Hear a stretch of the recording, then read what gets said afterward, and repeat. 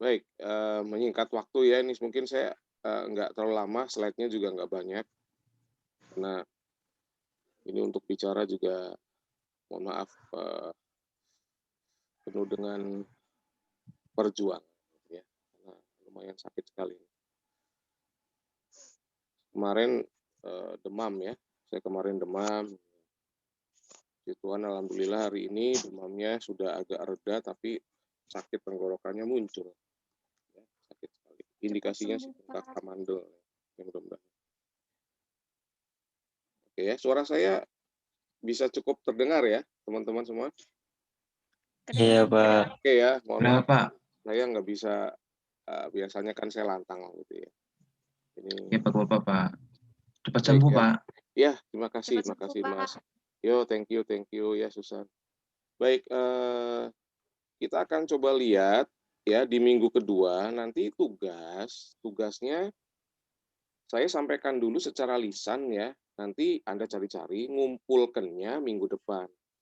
Ini karena saya nggak tahu nih, ini saya belum nyoba posting tugas kan kemarin baru minggu pertama, takutnya saya posting tugas sekarang nggak masuk ya, harusnya mungkin sama-sama saya posting materi juga posting tugas. Jadi nanti di minggu depan, ini tugasnya nanti lisan saya sampaikan, ini di-record ya, nanti Anda bisa bisa lihat linknya ini saya rekam, kemudian, tugasnya apa nanti dari materi yang ada. Ya ini cuma 8 slide, nggak banyak. Baik, yang pertama, ini lanjutan dari minggu yang lalu ya. Jadi di minggu pertama kan kita udah bicara tentang, apa namanya, tentang, pengantarnya ya, pengantar sistem terdistribusi. Nah, di minggu yang kedua ini kita bicara tentang pemodelannya. Ya, jadi pemodelannya seperti apa sih pemodelannya, ya. Nah, pemodelan yang dimaksudkan di sini adalah model-model yang, masuk dalam kategori sistem terdistribusi, ya. Kita coba langsung lihat saja di slide kedua. Oke. Baik, eee, pernah dengar ya, client server, pasti pernah dengar ya. Oke, client server. Ini ada model sistem terdistribusi ya. Jadi, selama ini mungkin Anda sudah menggunakan, tapi kita, belum tahu bahwa itu merupakan bagian dari sistem terdistribusi ya. Selama ini mungkin kita sudah tahu dan sudah menggunakan. Yang pertama, ya, yang pertama ini adalah, apa sih namanya, yang disebut dengan sistem client server, ya, client server. Pernah dengar? Ada yang belum pernah dengar client server sebelum kuliah ini? Pernah ya? Client server ya. Oke, jadi kalau kita lihat client server itu berarti apa ya? Kalau kita artikan apa? Client itu apa? User. Klien tuh user kita ya, user. Ya. Siapa saja bisa jadi klien gitu kan. Kemudian kalau server apa? Kan bayangan kita server itu kan pasti ada pernah dengar kalau server ya. Server itu adalah satu perangkat yang menjadi pusat gitu ya. Data ada di sana, kemudian apa namanya, akses user juga diatur dari server ya. Ada apa namanya, ada petugasnya namanya, apa namanya, administrator gitu ya. Ada administrator sistem, administrator SA gitu, yang mengatur server. Jadi client server itu kalau kita artikan secara harafiahnya, ini kayak pelayan gitu ya, sorry bukan pelayan ya, pengguna dan pemberi jasa, gitu ya. Pengguna layanan dan penerima jasa layanan. Jadi pemberi jasa dan penerima jasa. Jadi ada yang ngasih jasanya, menyediakan, kemudian ada yang menerima jasa layanannya. Gitu ya, kayak misalkan restoran, ada pengunjung, itu client server.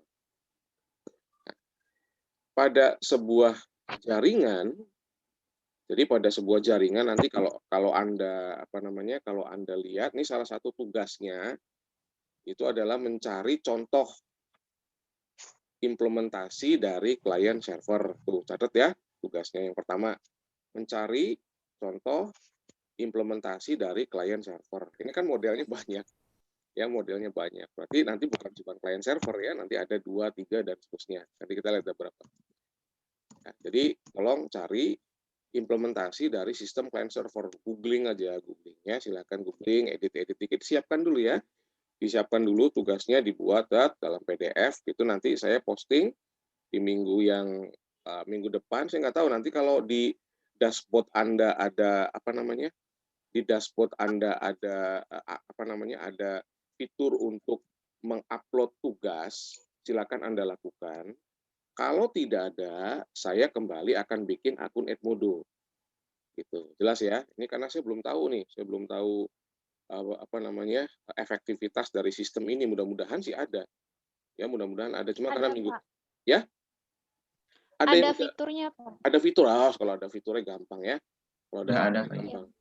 Ya nanti dilihat ya. Saya akan postingnya di minggu depan. Jadi kalian cari dulu aja.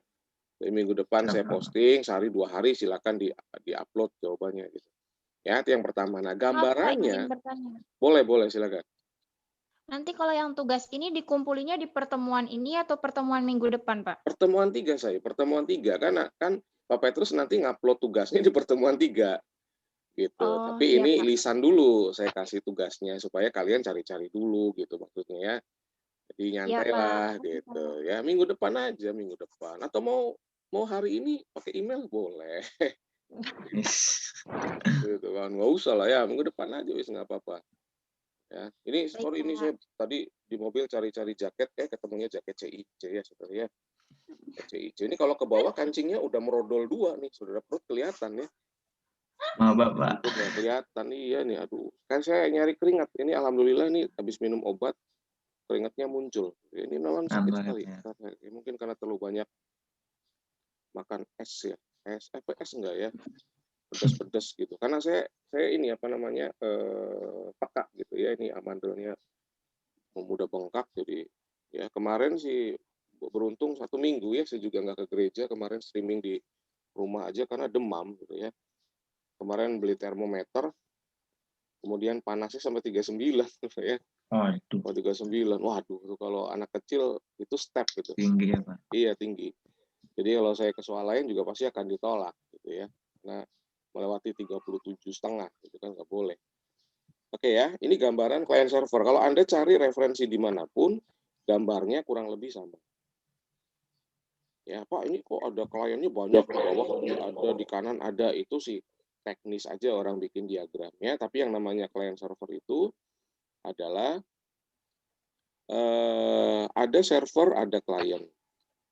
Nah, cara membuatnya bagaimana? Cara membuatnya mungkin saya tidak jelaskan di materi ini, karena itu ada ada di mata kuliah sistem operasi loh nggak salah ya. Saya nggak tahu di semester ini apa semester saya belum dikasih sama prodi itu daftar mata kuliah ya.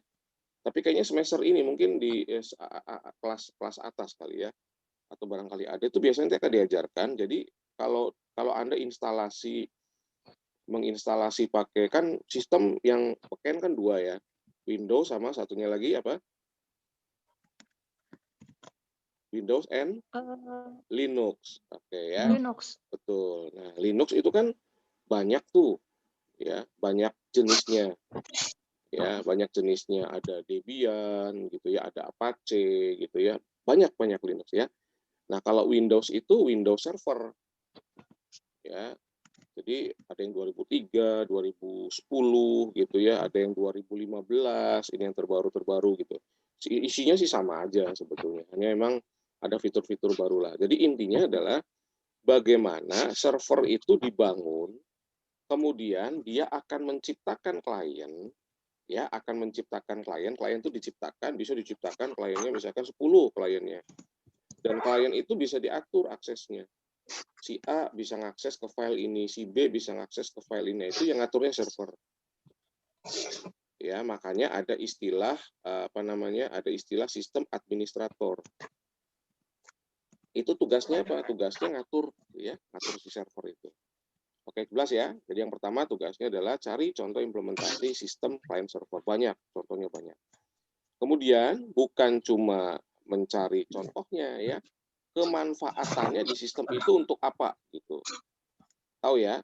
kemanfaatannya di sistem yang Anda cari. Contoh, ada Pak di sistem di perbankan. Wah, perbankan nih, perbankan. Nah, di perbankan itu kemanfaatannya untuk apa? Gitu. Contoh, di sistem pendidikan kemanfaatannya untuk apa? Ya, itu sistem client server. Oke, next kita akan lihat yang kedua ya. Kalau yang kedua ini lebih sederhana, orang mungkin jarang pakai, tapi masih ada yang menggunakan, ya masih ada yang menggunakan.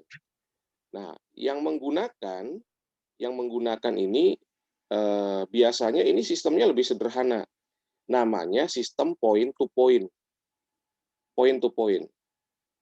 ya. Jadi kalau point to point itu setiap komputer itu berfungsi sama, dia bisa sebagai klien, dia juga bisa sebagai server. Jadi derajatnya sama. Ya, itu sistem point to point. Yang merupakan bagian dari model sistem terdistribusi di mana sistem dapat sekaligus berfungsi sebagai klien maupun server. Ya. Nah, cari tahu juga contoh implementasi umum yang dipakai di sistem point to point. Kemudian apa keuntungannya ya, kemanfaatannya untuk apa gitu. Kira-kira seperti itu. Jadi yang pertama tadi kita lihat lagi ada sistem client server, yang kedua ada sistem point to point. Kalau Anda bisa dapat gambarnya lebih bagus, ya, gambar sistem point to point. Oke ya. Ini saya belum kasih tugas untuk nyari YouTube-nya cara instalasi client server. Wah, nanti berkembang lagi tuh ya. Anda bisa pelajari bagaimana cara menginstal Windows Server. Ya, itu di YouTube banyak, ya, banyak tutorialnya banyak sekali ya. Anda tinggal pelajari dari sana. Ya, kemudian bisa dicoba gitu ya. Kalau nanti sometimes Anda coba, karena kalau kita membangun client server kita nggak bisa cuma satu komputer, saudara. Ya, minimal ada 2 komputer. Point to point pun minimal ada 2 komputer. Gitu. Kan disambungkan pakai kabel. Ya. Kalau yang sekarang Anda lihat di lab itu kan pakai RJ45 ya. Nah, itu kan kalau yang dari TKJ kayaknya harusnya bisa nih yang TKJ ya. Oke, yang TKJ yang merasa dari TKJ atau dari informatika SMK-nya udah pernah nginstal belum client server atau point to point? Yang dari TKJ atau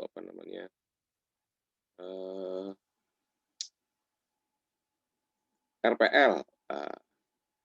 Sorry ya, ini suaranya apa terputus-putus. Waduh, sorry ya. Baik, sudah lebih jelas suaranya?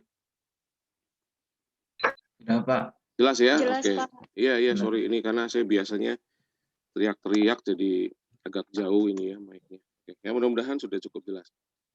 Ya, barangkali ada yang sudah pernah nyoba atau menginstal client server atau juga sistem point to point, ya minimal Anda sudah punya gambarannya. Itu kira-kira cara untuk melakukan instalasinya. Lalu yang ketiga adalah namanya sistem tercluster.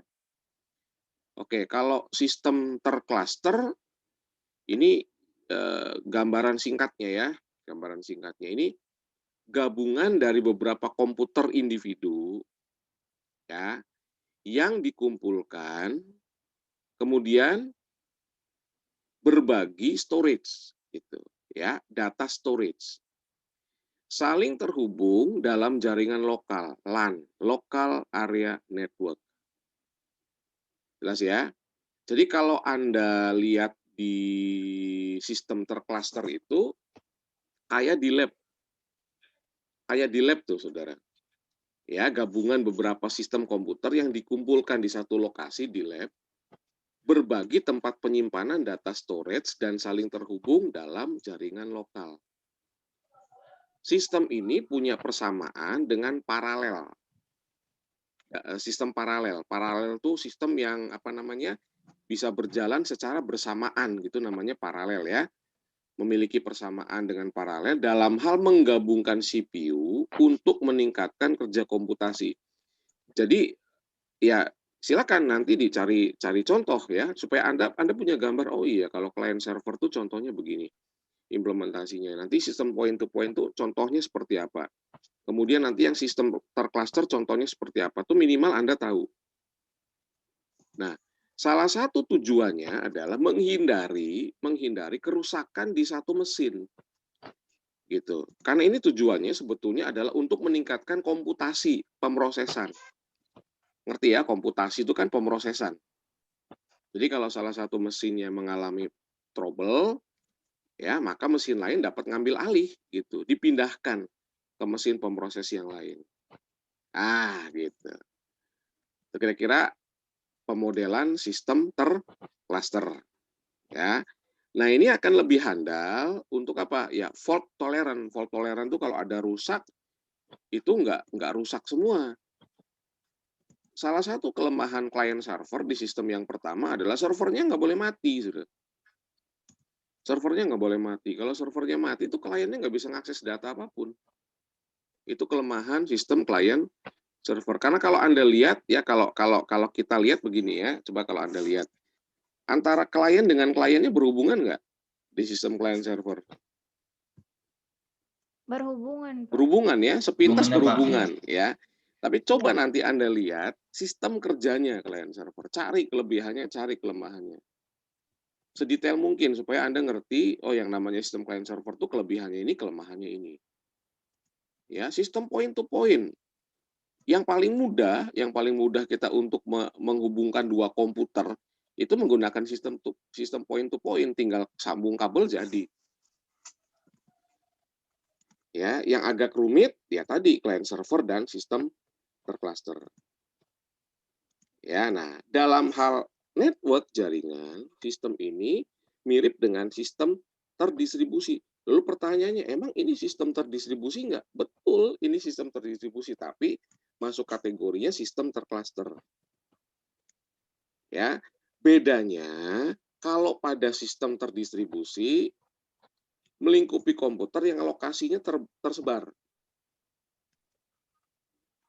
Ya, kalau sistem tercluster menghubungkan banyak komputer yang dikumpulkan dalam satu tempat. Oke, jadi kalau Anda bisa lihat, Anda bisa ambil contoh yang paling mudah itu kalau di kampus gitu ya. Di kampus yang paling mudah adalah sistem tercluster itu di lab. Itu tercluster sebetulnya ya. Tapi itu juga masuk kategori client server.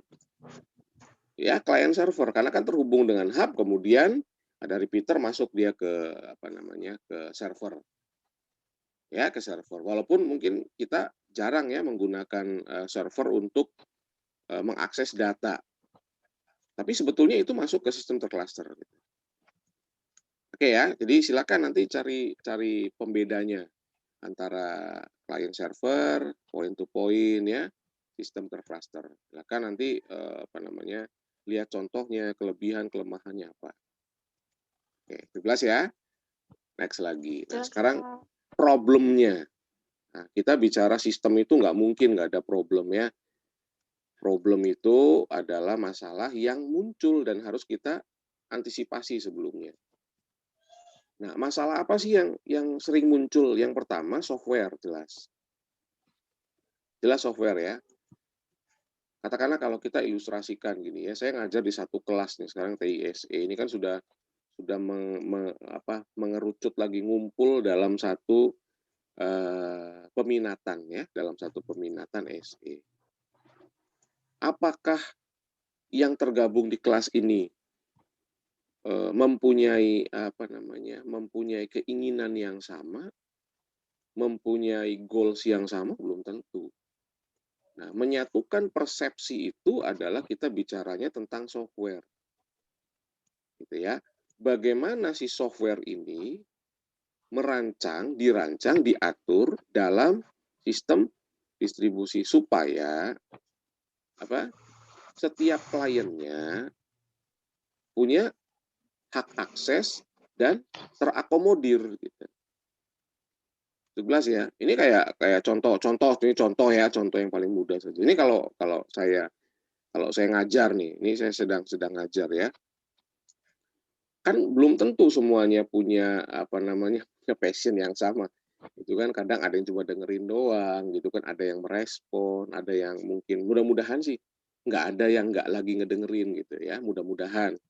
Ini semuanya lagi ngedengerin semua. Ya, karena ini kan jam kuliah kita ya, jadi dengerin dulu, dan ntar kalau udah kelar silakan lanjutin lagi aktivitasnya ya. Ya ini menyatukannya agak-agak sulit, betul nggak? Iya ya. Kemudian yang kedua, ketergantungan pada infrastruktur jaringan, betul nggak? Betul. Iya dong ya. Saya mau bikin satu sistem client server. Yang harus saya siapkan apanya? Oh, infrastruktur jaringannya. Saya harus siapkan lokasi untuk servernya. Betul ya? Saya harus siapkan cabling-nya, saudara. Waduh, itu membangun client server itu, ya kemarin kan kalau kita lihat, aduh lab kita darurat banget ya semester 1 tuh. Waduh, gitu ya, sangat-sangat tidak comfortable sebetulnya. Nah, karena memang ada perubahan-perubahan yang mendadak berkaitan dengan kita meningkat gitu ya dari sekolah tinggi menjadi universitas. Jadi memang harus ada perubahan-perubahan dan waktunya kurang tersedia ya. Jadi ya kita gunakan sekalipun terbatas, ya alhamdulillah Anda bisa menerima materi dengan baik lah ya. Itu ketergantungan pada infrastruktur jaringan. Harus dibangun jaringan. Ya. Udah. Yang ketiga, ini yang sekarang muncul kendala adalah kemudahan akses ke data yang di-share memunculkan apa?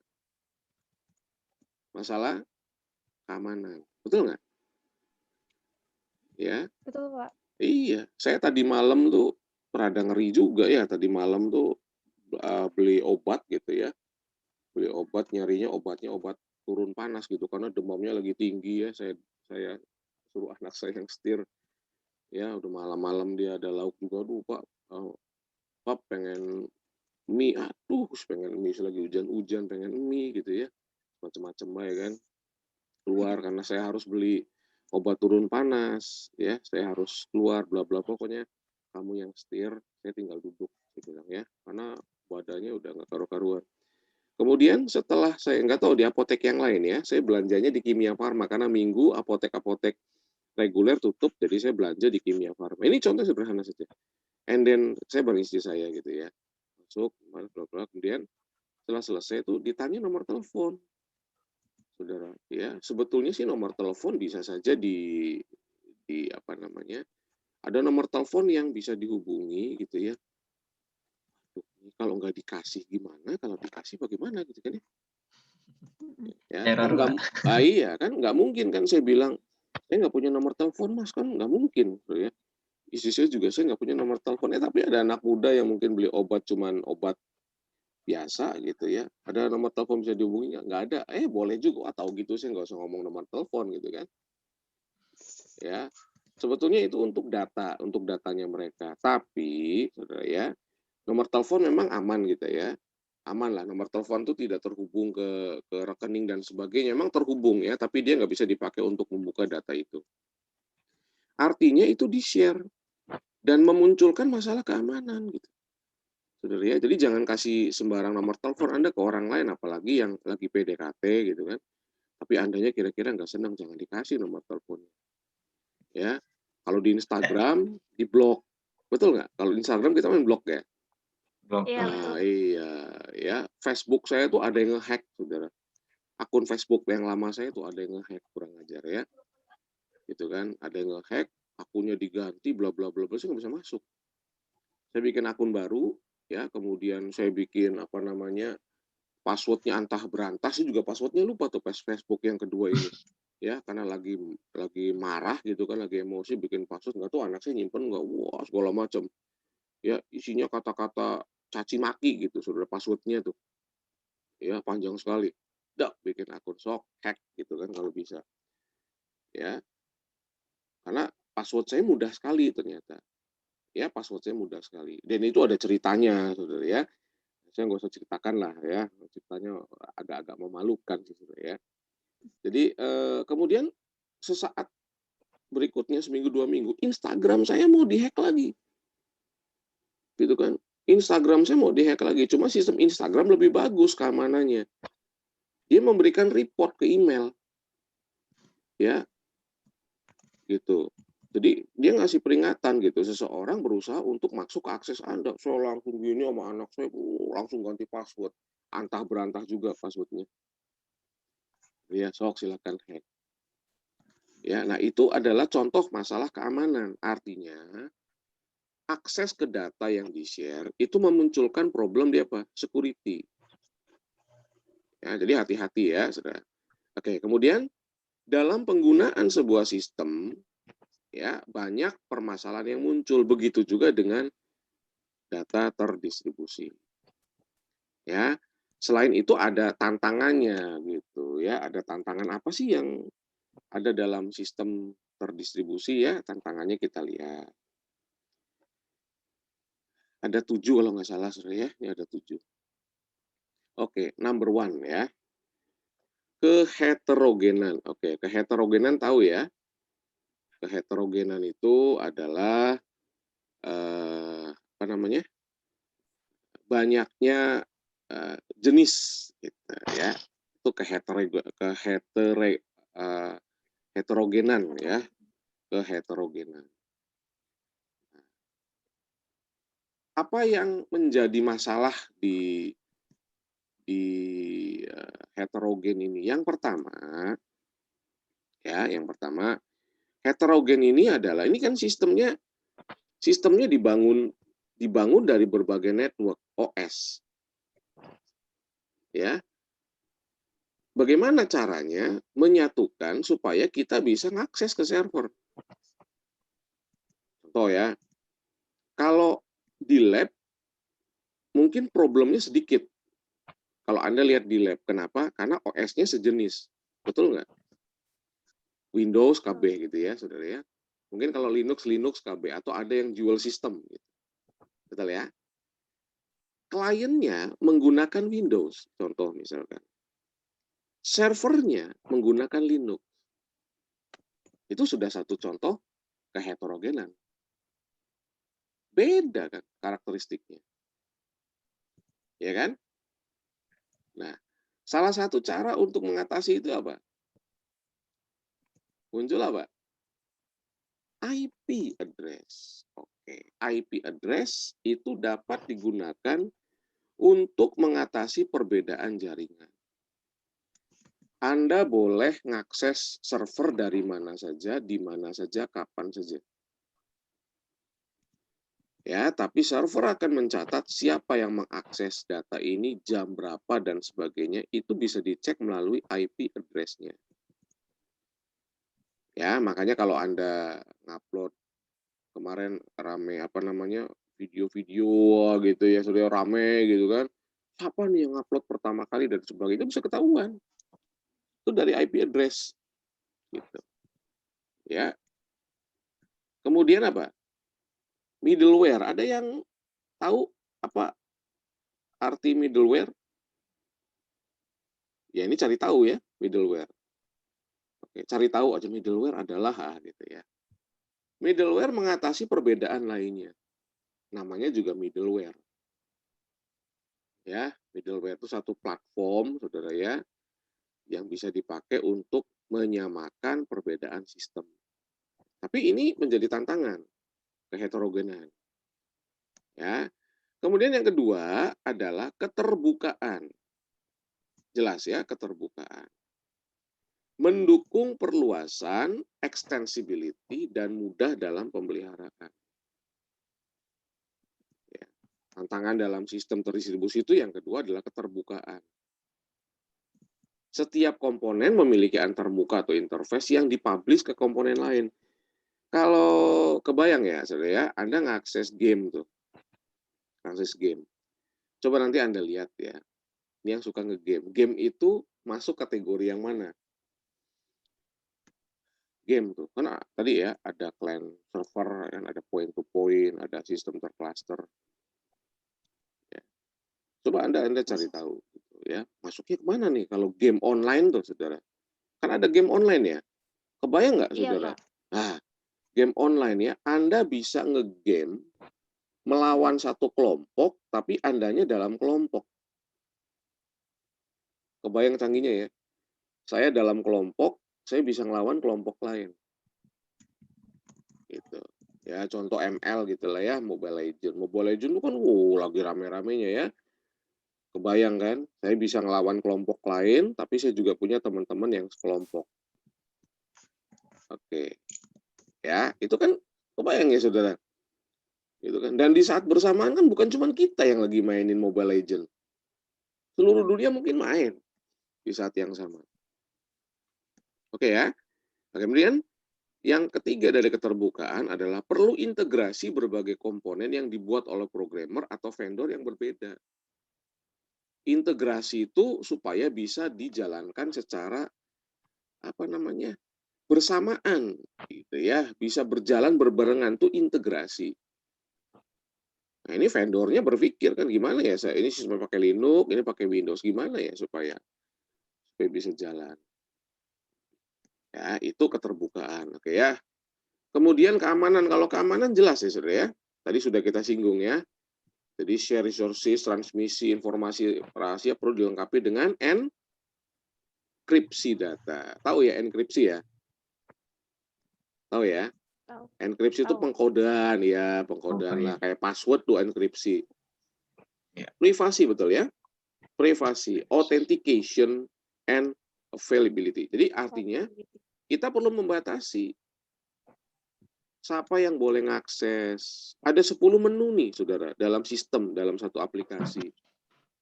Ya, nggak bisa. Setiap orang bisa mengakses 10 menu itu. Bagian akunting ya hanya ngebuka, password dia masuk ke menu akunting. Dia nggak bisa masuk ke menu marketing. Ya, itu namanya privasi, authentication, and kebayang ya, Saudara, kalau bagian penjualan bisa ngedit harga. Waduh. Ya, pas lagi dia jual, harganya dinaikin. Pas setor, harganya diubah lagi. Ya, kan sangat membahayakan. Scalability, tahu ya? Oke, scalability itu bisa menambah atau mengurangi research. Ya. Kemudian cegah bottleneck. Oke, ada yang pernah dengar bottleneck? Bottleneck itu apa ya? Bottleneck. Scalability, ada istilah bottleneck. Bottleneck apa? Pernah dengar bottleneck? Nggak pernah dengar. Nggak imbang. Bottleneck apa ya? Bottleneck. Neck itu kan leher ya. Neck, battle itu apa? Kayak leher angsa, Saudara ya. Bottleneck itu adalah, katakanlah gini, dari semua kayak aliran sungai gitu. Aliran sungai ujuk-ujuk dia mengerucut gitu kecil. Dari yang lebar jadi kecil itu bottleneck. Artinya jangan sampai begitu semua klien menggunakan, katakanlah ya 100 klien pakai secara bersamaan, lelet. Gitu, Saudara. Ya, itu namanya bottleneck. Nyandet gitu, mangpet itu bottleneck. Jelas ya? Kalau perlu gunakan replikasi. Gitu, replicate gitu. Ya, oke ya. Nah, tolong cari tahu istilah-istilah yang perlu penjelasan. Tadi ya, bottleneck, ya middleware, ya replikasi teh naon ya replikasi. Gitu. Ya, biar ada kerjaan sedikit gitu. Oke ya. Oke, penanganan kegagalan ya. Setiap proses dapat mengalami apa? Kegagalan. Iya. Ya, jadi pokoknya nggak boleh gagal. Kebayang ya, ini contoh yang ya example generalnya fail branch in a distribute banking system. Kebayang, Saudara. Kalau sistem bank mengalami apa? Collapse. Anda nggak bisa ngambil duit. Ya, ATM macet. Gitu ya. Jadi problem ya. Oke. Concurrency ya, multiple user with concurrent request. Ya, silakan dibaca lagi nih karena saya sudah less than 1 minute. Ini yang terakhir adalah transparansi. Ya. Baik, ya, ini udah sampai di bagian terakhir, Saudara ya, bagian terakhir. Nah, tolong tadi tugas-tugasnya dikumpulkan dulu. Nanti kalau sudah dikumpulkan, nanti minggu depan kita cari jawabannya. Ya, Anda kumpulkan, cari dulu gitu kan. Nanti